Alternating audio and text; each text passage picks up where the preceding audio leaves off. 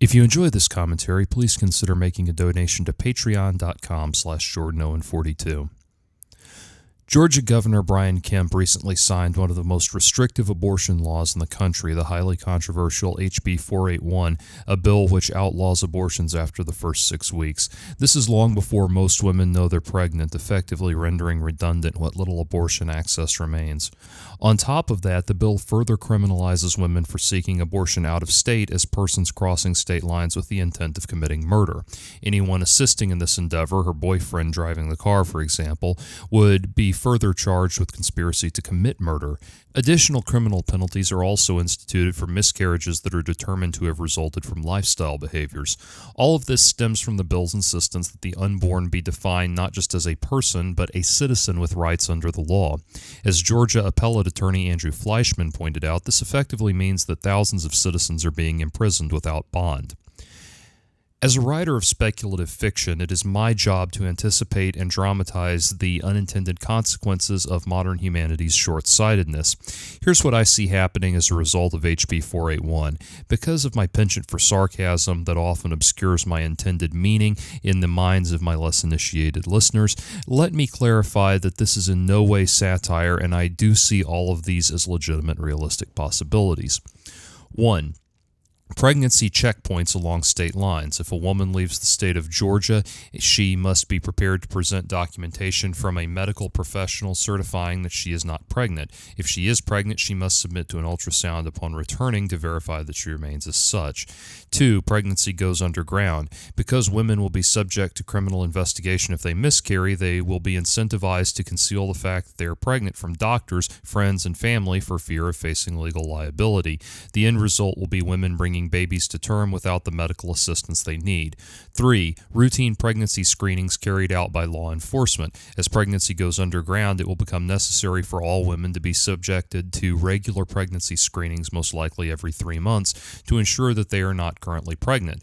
These screenings will have to occur in the law enforcement sector as federal law prohibits the seizing of private medical records. 4. A spike in bogus rape and incest accusations. The bill makes an exception for women who are victims of rape and incest, so it seems only logical that the loophole would be exploited. 5. A massive decline in sexual activity and a resultant declining birth rate. As has already been reported, millennials are having less sex for a wide range of reasons, including the rise in rape accusations on college campuses, which encourages women to see men as potential assailants and men to see women as potential accusers, a culture of competition that incentivizes students to prioritize grades and job seeking over social life, a long-standing problem in Asiatic regions only just now making its appearance in the U.S., the overwhelming prevalence of dating sites and apps which by default favor the most physically attractive users, a prevalence of abstinence-only sex education courses that demonize sexual intercourse as a filthy forum for the transmission of pestilence and plague, and so on.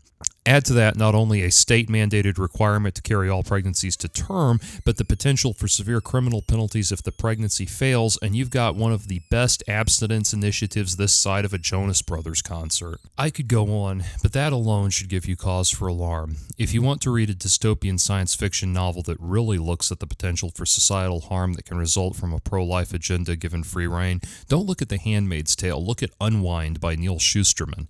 It's the tale of a future United States that has solved the abortion debate with a compromise declaring that from conception up to age 12, a child's life is inviolable, but that between ages 12 and 18, a child can be retroactively aborted or unwound by having their entire bodies harvested for transplant parts. Thus, life never technically stops.